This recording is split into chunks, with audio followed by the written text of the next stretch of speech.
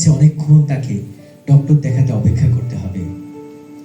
এই ভদ্রলোকের স্ত্রীর একটা সার্জারি হয়েছে, বাসায় অনেক দীর্ঘ বিশ্রামে যেতে হবে। এই ভদ্র মহিলা 29 দিন যাবত হাসপাতালে অপেক্ষা করছে নতুন একটা হার্ট রিপ্লেস করার জন্য। এই ভদ্রলোক এবং ভদ্র মহিলা তাদের একমাত্র ছেলে আইসিইউতে আছে, লাইফ সাপোর্টে, যার বয়স মাত্র 19 বছর।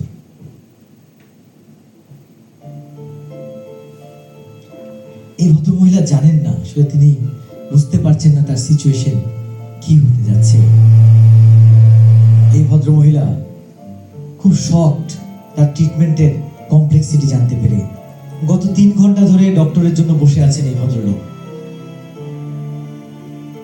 যে শিশুটিকে আপনি দেখতে পাচ্ছেন, এই শিশুটি তার পিতাকে শেষবারের মতো দেখার জন্য যাচ্ছে।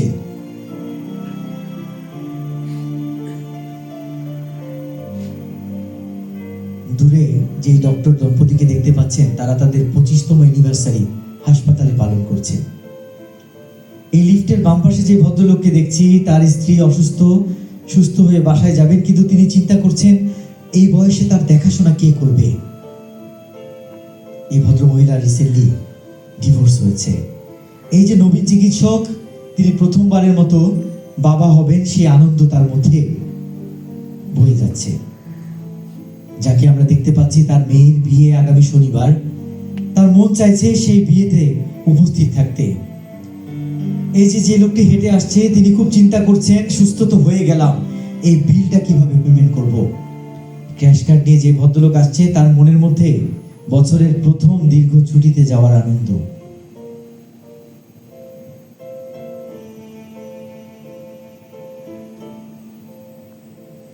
নিজের পরিবার থেকে 7000 মাইল দূরে বিছানায় শুয়ে আছেন এই ভদ্রলোক। এই যে নার্সিং টিমকে দেখতে পাচ্ছি, 12 ঘন্টার ডিউটি শেষ করে তাদের হ্যান্ডওভারের প্রস্তুতি নিচ্ছে। এই ডক্টর 7 বছর ক্যান্সারের সাথে লড়াই করে বেঁচে আছেন। এই মা যে শিশুটিকে এনআইসিইউতে দেখছেন, তিনি আশা করছেন আজকে হয়তো এই বাচ্চাটিকে প্রথমবারের মতো তিনি কোলে নিতে পারবেন। এই ভদ্র মহিলা তার ম্যামোগ্রামে খারাপ কিছু দেখেছেন, অপেক্ষা করছেন। এই মেয়েটি মাত্র ডিএনআর করে বের হয়েছে। এই মহিলা যে শিশুটিকে আদর করছে, তার জীবনের একটা ইচ্ছে যে আমার নিজের যদি এরকম একটা বাচ্চা থাকতো। এই যে ছেলেটি আনন্দে যাচ্ছে, সে কানে শুনতে পেত না, কানের অপারেশনের পর এখন কিছুটা ভালো শুনতে পাচ্ছে সে। এই ভদ্রলোক সড়ক দুর্ঘটনায় 6 মাস আগে আহত হয়েছিল, এখনো শরীর থেকে ব্যথা যায়নি, আরো অনেক দিন তাকে অপেক্ষা করতে হবে।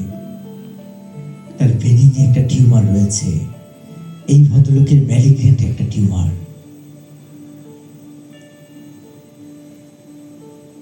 আমরা যদি আমাদের এখানে আসার অন্যের কথাগুলো যদি আমরা শুনতে পারতাম, আমরা যদি তাদের মনের মধ্যে বয়ে যাওয়া বিষয়গুলো বুঝতে পারতাম, যদি আমরা তারা যেভাবে দেখছে সেভাবে দেখতে পেতাম, তারা যেভাবে অনুভব করছে আমরা যদি ঠিক সেভাবে অনুভব করতে পারতাম, তাহলে কি আমরা তাদেরকে আর একটু ডিফারেন্ট ওয়েতে ট্রিট করতাম না? তাদেরকে কি আমরা একটু ভিন্নভাবে সেবা দিতাম না? সবাইকে অসংখ্য ধন্যবাদ, অসংখ্য ধন্যবাদ। এবার কে আর